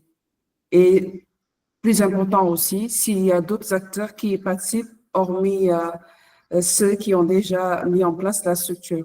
Donc, nous, ici au Sénégal, les structures que l'on connaît comme des structures à caractère social, d'habitude, ce sont les GIE, pas toutes les GIE, mais les GIE, les groupements d'intérêt économique. On a les coopératives et on a récemment aussi les sociétés de coopératives. Donc, et jusque-là aussi, c'est la même problématique qui se pose, le cadre juridique. Il n'y a pas encore une loi fixe qui permet quand même de cantonner l'aspect juridique des entreprises sociales. Donc, la loi existante sur laquelle les services fiscaux se basent, c'est celle qui a été mise en place récemment, en juin 2021, relatif à l'économie sociale solidaire. Donc, tous les critères que vous avez énumérés font partie intégrante de cette loi pour reconnaître une entreprise à caractère social. En grosso modo, c'était ça. Merci pour la source d'inspiration et pour avoir illustré concrètement avec des indicateurs, effectivement, complètement. Et je pense que ces formations sont des moments d'échange aussi là-dessus. Donc, n'hésitez pas à prendre la parole pour échanger sur des pratiques que vous faites qui correspondent effectivement à ce sujet-là. L'objectif, c'est aussi de vous inspirer mutuellement. Moi, quelque part, je suis que facilitatrice en essayant d'éclairer un petit peu le concept, mais c'est vous, par la pratique, qui l'expérimentez tous les jours. Donc, merci beaucoup.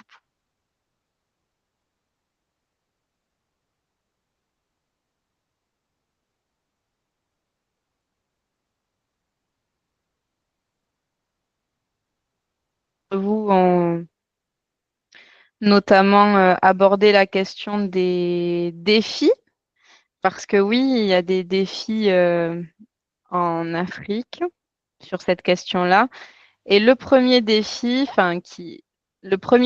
qui est visible, mais qui s'explique par les autres, c'est le manque d'accès au financement. C'est-à-dire que aujourd'hui, il y a des mécanismes souvent établis pour les entreprises traditionnelles, des mécanismes de financement pour les associations, mais c'est vrai que pour les parties d'entrepreneuriat social, avec cette logique d'autofinancement, on trouve pas très peu en fait de mécanismes adaptés pour soutenir ces structures à long terme. On en trouve de plus en plus, c'est-à-dire que de plus en plus de structures, et notamment en matière de coopération internationale, soutiennent ce type de fonds, mais c'est vrai que c'est souvent, et ça peut être des mécanismes de financement qui ont besoin d'un coût de départ, d'un fonds de départ assez important, qui n'est pas possible d'avoir qu'avec des subventions. Et souvent, en fait, en face, on n'a pas beaucoup d'investisseurs sur des projets sociaux.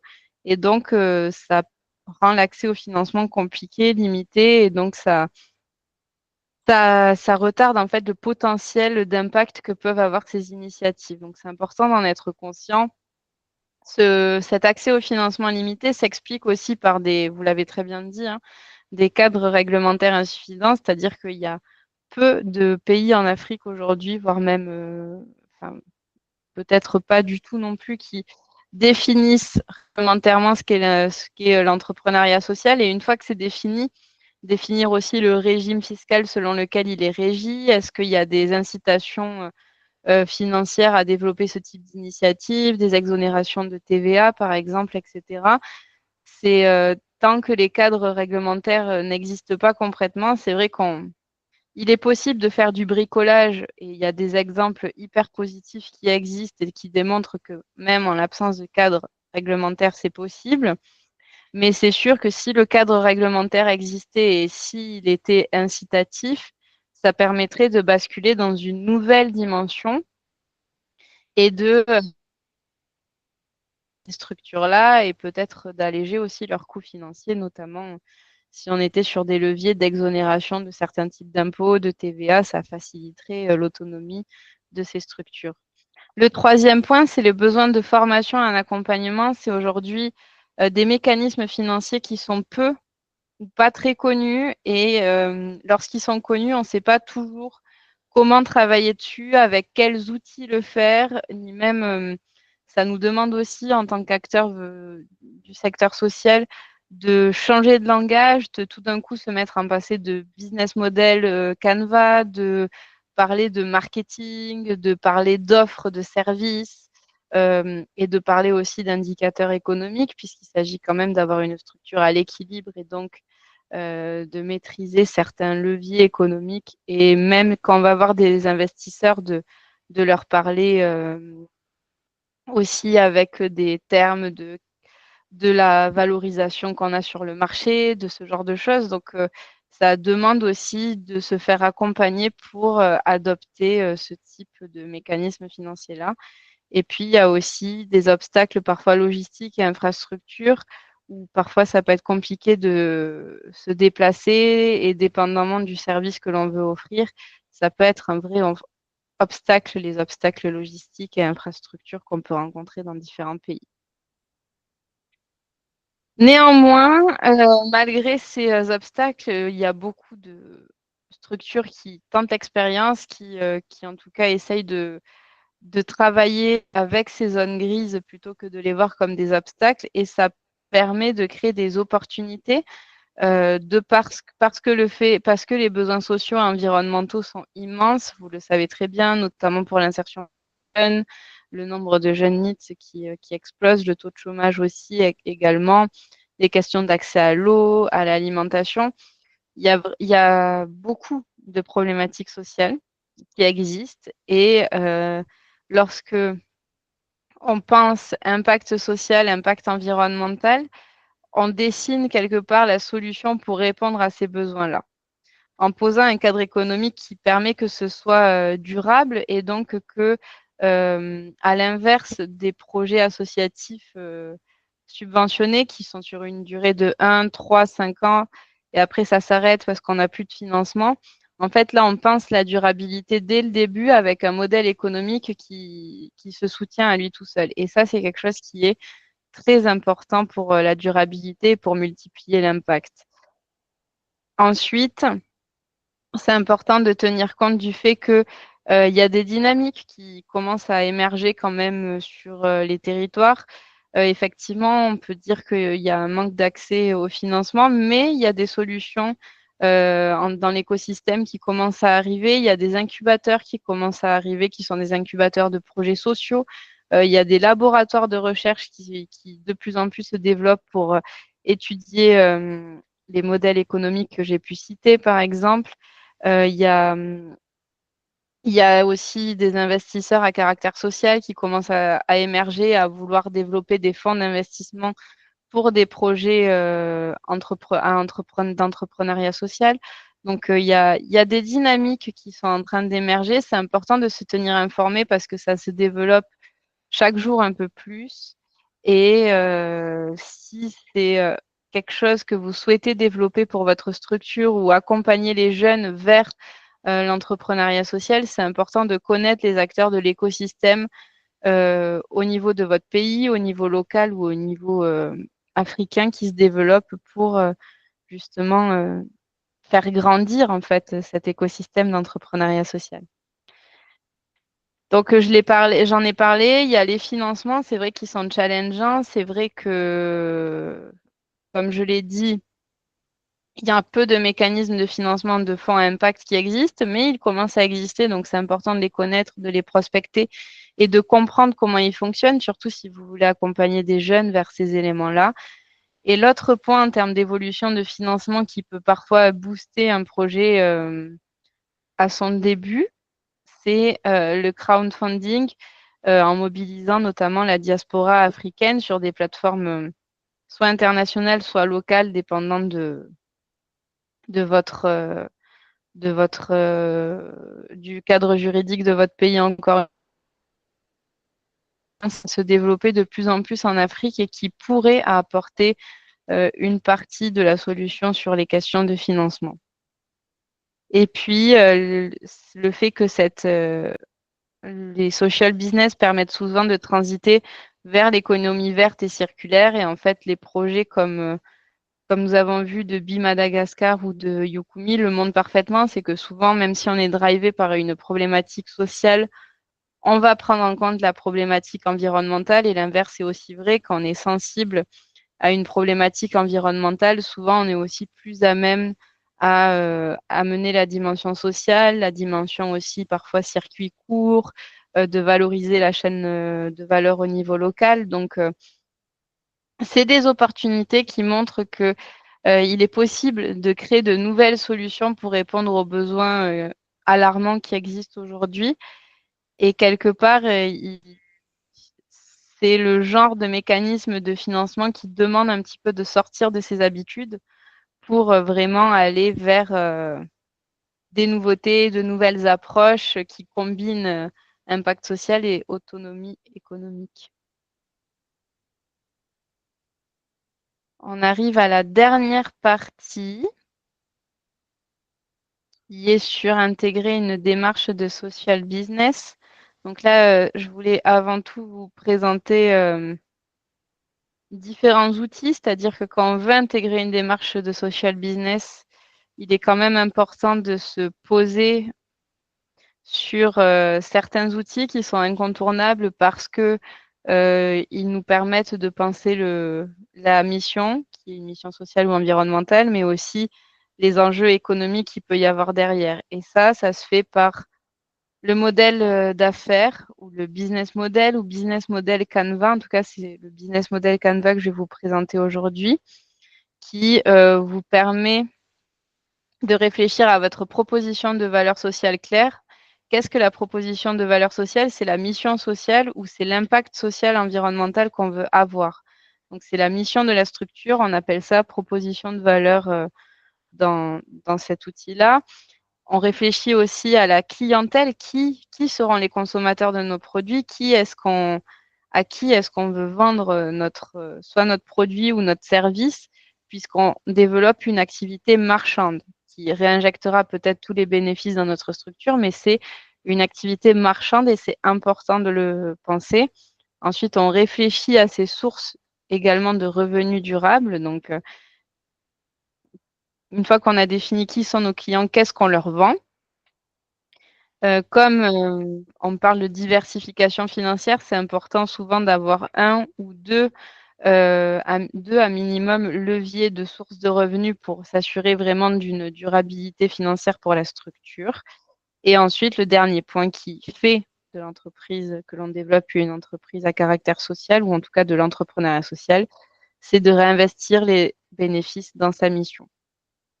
Pour le faire, c'est important quand on réfléchit au business model de le faire avec les parties prenantes de l'écosystème.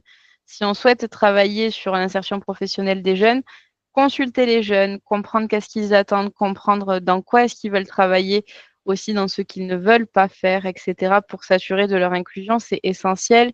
C'est la même chose pour toutes les communautés locales, puisque votre projet va s'inscrire dans une réalité. Bien comprendre la réalité du projet, comprendre aussi, on en a parlé, hein, mais les dynamiques légales, donc bien s'assurer auprès des comptables, avocats aussi, des logiques légales possibles et des montages financiers qui soient pertinents pour vous.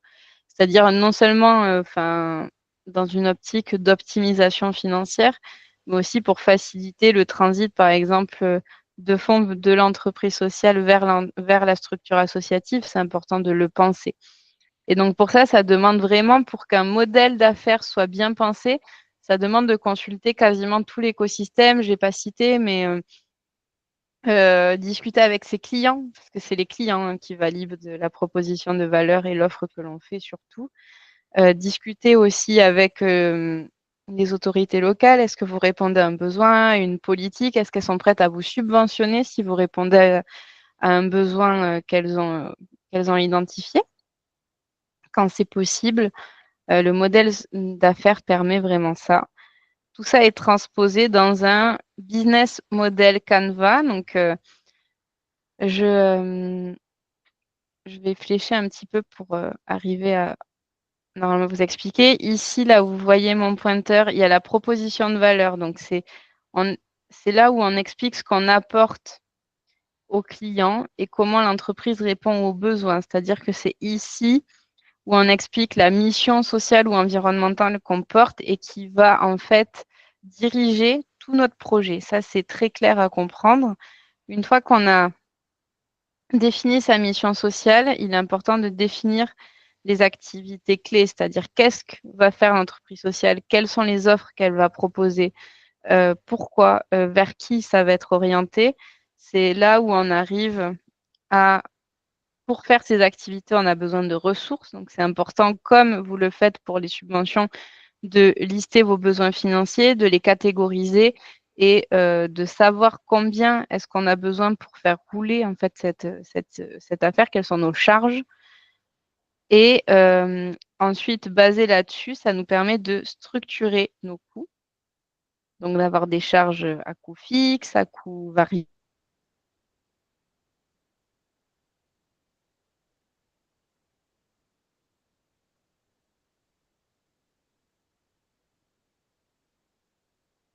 Et comment, avec qui. On arrive à comment est-ce qu'on la vend. Donc, définir avec le segment de clients qui va acheter notre produit, notre service, pourquoi ces personnes-là et pas d'autres, et pourquoi est-ce qu'on va les cibler elles. Ça, c'est important. On va aussi décrire les bénéficiaires directs et indirects du projet social, c'est-à-dire que si peut-être que le client, ça sera sur une entreprise qui vise à insérer les jeunes en situation de crise, qui a besoin de conseils, mais le bénéficiaire ou le final de ce business, ça sera la personne en situation de handicap qui a été insérée. Et c'est important de bien montrer les deux parce que c'est ce qui fera de vous un acteur différent entre une entreprise économique classique et une entreprise sociale, ou en tout cas une opération d'entreprise à caractère social. Ensuite, bien connaître ses clients, donc imaginer les relations qu'on peut avoir avec eux. Est-ce qu'on va vouloir les rencontrer en relation rapprochée? Est-ce qu'au contraire, ça va se passer à travers un outil digital? Est-ce que, comment est-ce qu'on prévoit la relation avec le client face-to-face, très rapprochée, au contraire plutôt lointaine et ou digitale? À quelle fréquence, ce genre de choses? Et ensuite, il s'agira de définir comment est-ce qu'on distribue notre solution. Si on est par exemple sur les produits que j'ai cités de cosmétiques et d'alimentaire, la grande distribution pourrait être un canal de distribution, les souks également, les marchés. Si on est sur des solutions plutôt de conseil, le canal de distribution, ça sera l'expert qui viendra du coup collaborer avec la structure. Et ce qui nous amènera du coup en dernier volet à réfléchir aux sources de revenus. Donc, comment est-ce qu'on génère des revenus et combien, enfin, essayer de chiffrer un petit peu combien est-ce qu'on aurait besoin de revenus pour répondre à nos coûts et combien est-ce que ça représente, par exemple, si c'est sur le beurre de karité comme Yukomi, ben, combien de beurre de karité il faut vendre pour avoir une structure qui soit à l'équilibre concrètement.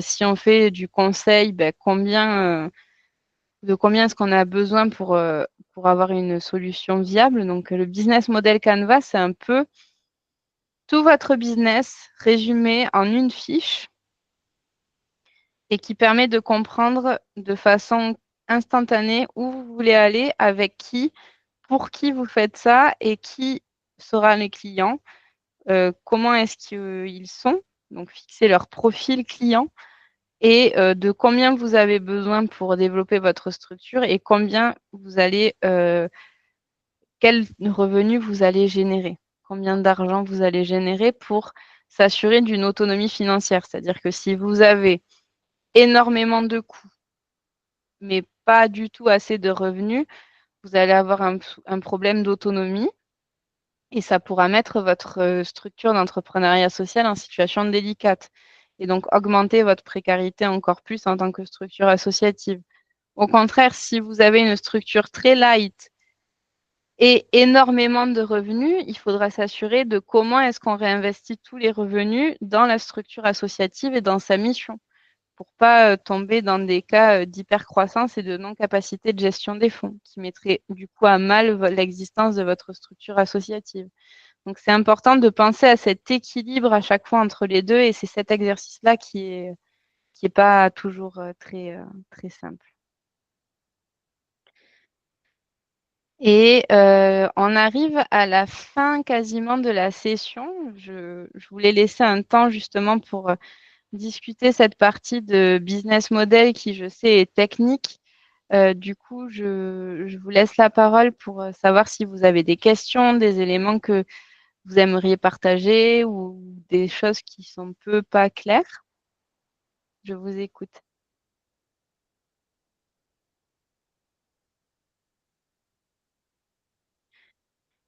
Oui, Prince. Oui, merci beaucoup. La présentation m'a particulièrement intéressé. Je vous en remercie et je voudrais simplement joindre ma voix à la vôtre pour partager une petite expérience de la République du Congo en ce qui concerne par exemple le financement de différentes startups. En fait, plutôt que d'avoir une banque, il y a une institution qui a été mise en place pour servir de garantie et d'accompagnement aux très petites et moyennes entreprises et pour travailler aussi à formaliser tous ceux qui sont dans l'informel. C'est vrai que là, le business model qui nous a été présenté a beaucoup plus une vocation sociale, mais je crois savoir que à travers cette présentation, on a la possibilité de découvrir pas mal de créneaux porteurs. Et je pense que les challenges en termes de défis sont sensiblement les mêmes au niveau continental. Tout autant enfin, je pense aussi que les opportunités qui sont innombrables et qui ont été relevées tout à l'heure permettent aux uns et aux autres, nous permettent en tout cas à nous, de mieux nous repositionner. Mais je fonde beaucoup d'espoir dans la possibilité d'avoir une session en présentiel beaucoup plus longue, parce que là, le temps d'une réunion, et comme on les fait souvent, il est difficile de mieux percer, de mieux percuter. Mais je trouve que c'est très intéressant de parler effectivement et d'avoir compris que l'un des plus gros défis, c'est celui de l'accès au financement, parce que les jeunes qui ont beaucoup d'idées, qui ont les idées plein la tête, ne savent pas forcément toujours par où commencer. En tout cas, merci pour vos éclairages. Merci Prince pour l'intervention et tout à fait, vous avez raison. Enfin, je pense que vous l'aurez vu, hein, je suis passionnée sur cette question du social business et je pense que je pourrais faire 2 jours de workshop et ça serait toujours pas suffisant sur la thématique. Et l'objectif du Yes Africa sera vraiment d'avoir un temps d'échange sur toutes ces questions-là. Donc effectivement, je pense que ces sessions-là visent à préparer vraiment le forum et donc à préparer les thématiques qui seront abordées comme celle-ci. Le MOOC que vous avez à disposition, on a mis également d'autres outils qui permettent d'approfondir encore plus la réflexion sur le social business. Mais effectivement, vous aurez l'occasion de me rencontrer normalement en vrai, en juin. Et donc, on pourra continuer ces discussions-là et j'espère que dans le programme, on pourra aussi travailler plus en profondeur sur ces questions de social business. Mais moi, en tout cas, je pourrais en parler pendant 1 semaine, je pense, et on n'aurait toujours pas fini de designer la solution. Avec plaisir. Merci. Merci beaucoup. Merci. Je pense que les vidéos qui sont incluses dans le module, qui sont exposées sur la plateforme, ne marchent pas. Elle ne marche pas, c'est vrai? Oui. Bon, à mon niveau, ça ne marche pas. Je ne sais pas chez les autres. Oui, je crois que c'est un souci d'identifiant. C'est le cas pour moi aussi et pour beaucoup d'autres. Bon, on va essayer de se rapprocher du service qui s'en occupe peut-être, mais quand même, c'est une belle remarque parce que ça pourrait permettre à certains d'entre nous qui n'auraient pas eu le temps d'assister au webinaire de pouvoir se reconnecter, de voir ce qui se passe, d'être un peu sur la même longueur d'onde que tout le monde. Merci. C'est vrai. Je vous rejoins surtout que normalement toutes les sessions sont enregistrées pour être disponibles en ligne. Moi, je suis experte en intervention, donc je ne suis pas au service administratif et technique qui gère cette partie-là, mais je le ferai remonter à la fin de la session pour m'assurer que vous puissiez toutes et tous, même quand vous ne pouvez pas vous connecter, avoir accès aux vidéos. Et On a accès au contenu du cours, mais les vidéos qui sont incluses dedans, ça ne marche pas, en fait. Vous avez compris maintenant. Moi, je n'ai même pas accès au contenu du cours. Ce serait bien, madame, nous vous serons éternellement reconnaissants si vous remontez cette information. Merci beaucoup. Normalement, vous deviez avoir une adresse sous le nom de Yes Africa qui vous a communiqué vos identifiants à la plateforme. Si ce n'est pas le cas, je le ferai remonter dans le groupe de coordination que nous avons pour fluidifier le process. Et normalement, je salue aussi, il me semble qu'il y a un coordinateur du Yes Africa qui est présent, qui vous entend et qui, je suis sûre, fera le nécessaire. Mais je le ferai remonter également de ma part. Soyez-en certains. Je vois que François a levé la main, si je ne me trompe pas. Oui, merci, madame, pour l'octroi du verbe pour la énième fois. J'ai suivi avec une attention soutenue les interventions de certains membres par rapport à l'entrepreneuriat social. Et moi-même, je suis flatté parce que vous savez que la jeunesse d'aujourd'hui, les jeunes de différents pays africains n'ont pas d'emploi. Et c'est un indice qui contribue au sous-développement de notre continent. Alors, dans chaque projet, il y a la cible. Mais nous voulons intervenir dans l'entrepreneuriat social. Comment? On va intégrer tout le monde, tous les jeunes, ou comment? Et si on intègre tous les jeunes, est-ce qu'on aura un financement efficace qui peut répondre correctement aux besoins des différents jeunes?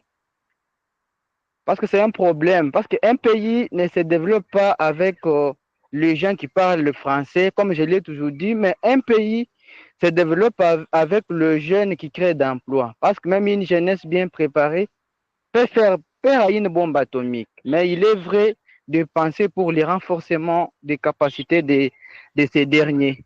Merci. Non, c'est pertinent et c'est vrai que vous avez raison, enfin, que un pays se développe avec sa jeunesse qui est préparée et qui crée de l'emploi et que c'est important de l'accompagner à créer de l'emploi aujourd'hui et sur des secteurs qui soient porteurs aussi pour qu'elle puisse à nouveau rêver. Je pense qu'il y a un enjeu de rêve au niveau continental pour la jeunesse et pour faire en sorte qu'elle retrouve des structures formelles et qu'elle puisse croire en le futur. C'est pour ça que je pense le modèle d'entrepreneuriat social spécialement peut être et pour vous en tant qu'association et pour les jeunes que vous accompagnez. Et sur les dynamiques de fonds, il y a beaucoup de fonds qui sont en train de se développer sur cette question-là. Et du coup, quand vous accompagnez des jeunes porteurs d'impact social, vous pouvez tout à fait bénéficier de fonds particuliers, d'accompagnement particulier. Je pensais notamment au fonds d'innovation et développement qui a été mis en place récemment et qui vise à soutenir des initiatives de la sorte. Dépendant des critères, il y a d'innombrables fonds qui visent des parties d'Afrique francophone, anglophone, qui peuvent de plus en plus être répandus en langue locale aussi. Mais c'est vrai que pour favoriser je dirais, le développement de vos projets, c'est important d'avoir des indicateurs d'impact social si vous vous tournez vers ces fonds-là. En tout cas. Après, voilà, ça demande d'un mapping par pays parce que tous les pays n'ont pas les mêmes sources de financement et les mêmes possibilités. Mais en tout cas, moi, je vous encourage vivement à réfléchir à des solutions d'impact social et pour vous et pour les jeunes que vous accompagnez. Voilà. Et je vois que Dinka, Amorim, levez la main. Ah, ok, merci beaucoup. Vous m'écoutez bien? Oui. Ah, ok, merci beaucoup. Je m'appelle Dinka Morindo Santo. Je suis de Sao Tomé et Principe. C'est un pays lusophone à côté de Gabon et Guinée équatoriale. Normalement, je suis les courses en anglais, mais malheureusement, en cause des problèmes, j'ai suivi la session aussi en français. Sur la question de l'entrepreneuriat social, c'est quelque chose que j'ai un grand respect parce que j'ai travaillé avec ça ici à Sao Tomé, avec les programmes des Nations Unies pour le développement. Ils ont développé, ça fait 3 ans, un projet sur la question des entrepreneurs sociaux, mais pour la catégorie des entreprises sociales. Ils ont formé les gens, ils ont donné aussi la subvention pour les jeunes créer les entreprises pour résoudre un problème social. C'est un projet qui était développé ici avec beaucoup de défis aussi. Mais en tout cas, comme vous avez parlé dans votre session, c'est une chose très nouveau. Par exemple, quand on a développé ce projet, les jeunes ne savent pas ce que ça veut dire les entreprises sociales. Ils pensent les entrepreneurs sociaux, ça veut dire les choses des ONG. Mais comme vous avez expliqué bien, une entreprise sociale, la question des ONG, il y a aussi les différences. Mais le grand défi, c'est la question législative, parce qu'il y a beaucoup de pays ne reconnaissent pas une entreprise sociale. Ils reconnaissent une entreprise pour faire de l'argent, payer des impôts. Mais les entreprises sociales, il y a aussi quelques défis, il reste encore pour travailler, pour sensibiliser les gens d'une façon. Vous avez parlé bien de Younous, le prix Nobel de la paix, les pères de cette concept. Merci beaucoup, Mamona Abadi, et je voudrais féliciter pour cette belle présentation sur l'entrepreneuriat social en Afrique. Merci beaucoup. Merci Dinka. Et effectivement, c'est vrai qu'il y a plusieurs fonds qui sont en train de se développer. C'est pas suffisant. C'est des éléments qui sont en train d'être réfléchis. Alors, comme tout élément et concept qui parfois est un petit peu flou, il peut y avoir des dérives et notamment des entreprises qui développent des concepts de responsabilité sociale d'entreprise et qui se revendiquent comme entreprise sociale. C'est pas la même chose et c'est important de faire la différence. Mais je suis convaincue que on peut faire de l'entrepreneuriat social pour être autonome financièrement et pour répondre à des problématiques qui soient locales ou nationales aussi et plus globales en Afrique. On pourrait aussi rêver grand et rêver d'une entreprise sociale sur tout le territoire africain. Voilà. Je donnerai la parole à Régis et à Israël ensuite. Merci Manon pour la parole. Ma première préoccupation est relative à la notion de chaîne de valeur de l'entrepreneuriat social parce que vous en avez parlé. Et dans le business model Canva, vous avez cité les partenaires clés qui sont les distributeurs, fournisseurs et les partenaires technologiques. Je ne sais pas si ce sont ces partenaires clés qui constituent en fait la trame de la chaîne de valeur de l'entrepreneuriat social, où il y a forcément, on doit avoir dans la chaîne de valeur d'autres structures à vocation, à impact social également. Voilà, ça c'est ma première préoccupation. La seconde est relative au financement de l'entrepreneuriat social. Vous avez parlé des financements innovants et émergents, notamment la naissance des banques d'investissement sociaux, le crowdfunding. Je voudrais savoir si ces modèles de financement répondent aux mêmes critères que les financements classiques ou bien les entreprises sociales sont assujetties à à d'autres exigences préférentielles, notamment en ce qui concerne les taux de financement et les remboursements, par exemple. Donc, je voudrais avoir beaucoup plus d'éclaircissements sur ces aspects. Merci.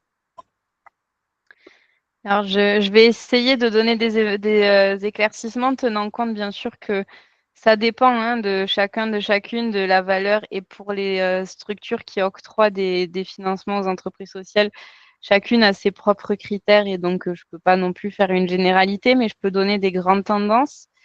Sur les chaînes de valeur,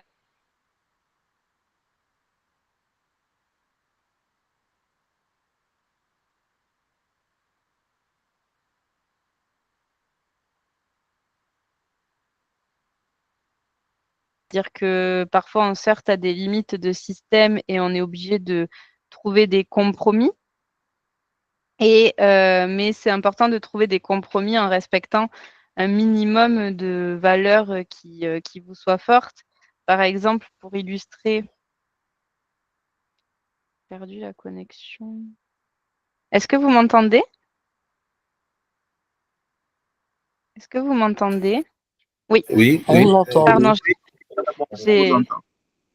on m'a donné un message sur le fait que j'avais perdu la connexion, d'où ma question. Mais ce que je voulais dire, c'est que effectivement, par exemple, du coup, pour donner l'exemple de la structure qui lutte contre le gaspillage alimentaire, en fait, pour elle, le côté écologique était tellement fort qu'elle a décidé d'employer pour la logistique, de ne pas mettre en circulation de nouveaux véhicules qui pollueraient encore plus, mais d'utiliser les véhicules logistiques qui font les courses à vide pour du coup optimiser et réduire au maximum l'impact CO2 de la structure. Et en même temps, du coup, ça permettait de valoriser la RSE pour le coup des entreprises qui mettent à disposition gratuitement des transports. Donc, la chaîne de valeur est aussi à repenser en comprenant qui travaille dans votre chaîne de valeur, qui sont vos fournisseurs, qui sont vos clients et dans quelle, dans quelle chaîne vous mettez, vous vous insérez, et d'essayer de trouver parmi la chaîne, quand c'est possible, les acteurs qui ont quand même des convictions sociales, même si elles sont orientées finance d'abord, hein. Mais par exemple, parfois avec des programmes RSE, on peut avoir des courses logistiques gratuites ou on peut avoir une boîte de communication qui va faire du pro bono, donc c'est-à-dire qui va donner gratuitement des supports de communication parce que ça rentre dans sa RSE. Donc, c'est important d'abord de connaître les valeurs qui sont le plus importantes pour nous quand on s'insère dans la chaîne de valeur et ensuite de connaître les acteurs qui y travaillent pour essayer d'avoir les formules qui combinent le mieux nos valeurs et l'engagement économique aussi. Ça, c'était pour la première question. Pour la deuxième question qui était sur, si je ne me trompe pas, est-ce que les fonds qui travaillent sur les entreprises sociales fonctionnent comme sur les mêmes critères que les structures classiques? Alors oui et non, dans le sens où si vous avez l'habitude de répondre à des subventions, on vous demande en général la théorie du changement, l'impact long terme, etc. La partie impact social, indicateurs sociaux ne disparaît pas, elle reste présente. Donc dans ce sens-là, ça ne change pas profondément, mais des indicateurs économiques apparaissent pour savoir, pour voir si vous avez bien pris en compte le coût, les revenus que vous pouvez tirer. Donc, on va vous demander une étude de marché. Probablement, le business model Canva aussi fait partie. Et ça, c'est généralement des éléments qu'on ne vous demande pas quand vous faites une subvention. Donc, c'est des fonds qui souvent demandent les indicateurs sociaux et environnementaux parce que vous démontrez que vous êtes une entreprise à mission sociale ou environnementale. Mais en plus de ça, vous allez devoir avoir des templates qui diffèrent, des canevas de réponse qui diffèrent en tout cas de ce que vous pouvez avoir en tant que subvention, puisque là, on est sur une logique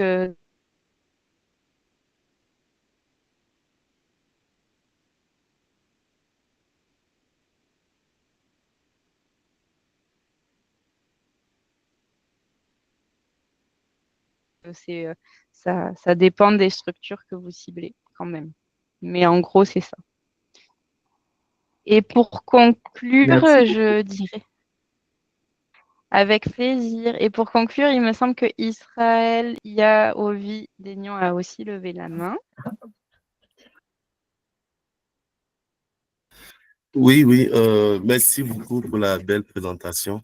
Il faut dire que après avoir suivi la formation sur l'économie sociale et solidaire et aujourd'hui sur l'entrepreneuriat social, en tant qu'ONG, nous rendons compte que on n'est pas vraiment différent des autres entreprises et qu'on ne doit pas, parce que généralement on se dit, oui, on n'est pas là pour faire du tout de profit et tout, mais la réalité de plus en plus aujourd'hui, surtout avec les partenaires, nous rappelle qu'en tant qu'ONG, nous devons penser à des solutions locales, même pour soutenir nos projets, pour la durabilité et la pérennité de nos projets. Et à travers cette séance, nous avons quand même appris beaucoup de choses et nous sommes vraiment intéressés par tout ce qui est fonds disponibles ou organismes de financement des projets d'entrepreneuriat social et tout. Euh, avec la manière dont les choses évoluent pour les ONG, je pense que ça doit être très, très, très important pour chacun de réfléchir dès maintenant à trouver des solutions pour s'assurer la pérennité de ce qu'il offre à ses cibles, parce que nous sommes dans tout ce qui est formation professionnelle à la jeunesse et tout, et c'est des jeunes vulnérables et tout, c'est l'aide à l'enfance, c'est l'autonomisation des femmes et tout, et à tout moment, on peut avoir des coupures budgétaires et tout, de la part des partenaires et tout. À tout moment, les projets, les financements peuvent s'arrêter et tout. Et il faut réfléchir à des modèles vraiment dès maintenant pour responsabiliser même déjà les cibles à la base et nous-mêmes et tout. On peut faire du profit, on peut faire de l'argent pour continuer à mener notre activité s'il n'y a plus les partenaires en vrai, quoi. Donc, vraiment, merci beaucoup pour cette formation et tout. Et merci à tous les participants. Merci à vous. Juste pour clarifier, à une association, on ne peut pas faire de profit souvent. Ça, c'est dans la loi. Par contre, effectivement, vous pouvez générer des revenus que vous pouvez allouer plus facilement pour pérenniser votre structure. Je tiens à Exactement. nuancer parce que Oui, c'est ça, c'est ça. C'est ça. je ne veux pas que vous ressortiez avec une information fausse Non, non, non. qui C'est tout à risquerait fait. la fermeture de votre structure. Mais Non, tout c'est à tout à fait. fait ça. Merci. Donc, on arrive bientôt à la fin de la session. Je voulais savoir s'il y avait des dernières questions. Si ce n'était pas le cas, je vais vous proposer de conclure la session. D'abord, pour ceux qui le souhaitent, j'aimerais, si c'est possible, prendre une photo en ligne. Donc, ceux qui souhaitent, je dirais, activer la caméra pour qu'on prenne une photo tous ensemble, ça serait vraiment super si vous souhaitez. Si vous ne souhaitez pas, il n'y a aucun souci. Mais ceux qui consentent à prendre la photo, je vous demanderai de bien mettre votre caméra allumée. Merci. Donc, je prends la photo. Ah, ça me fait plaisir de voir vos visages. Ça rend le côté un peu plus humain.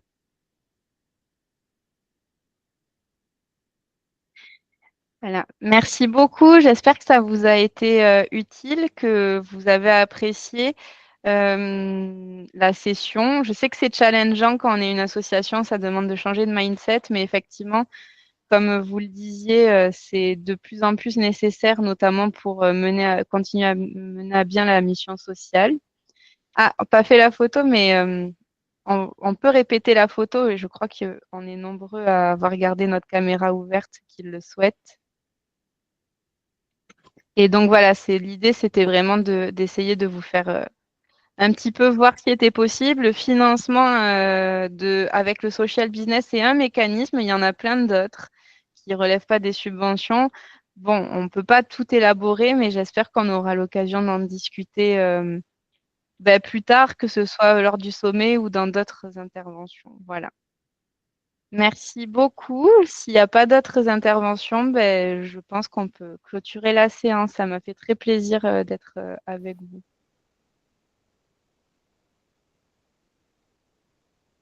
Merci beaucoup pour cette brillante Merci interview. beaucoup, merci beaucoup. Merci à vous, madame. Merci beaucoup. Merci. Merci. Merci, bonne soirée, bonne fin d'après-midi. Merci à vous également. Au revoir. Merci.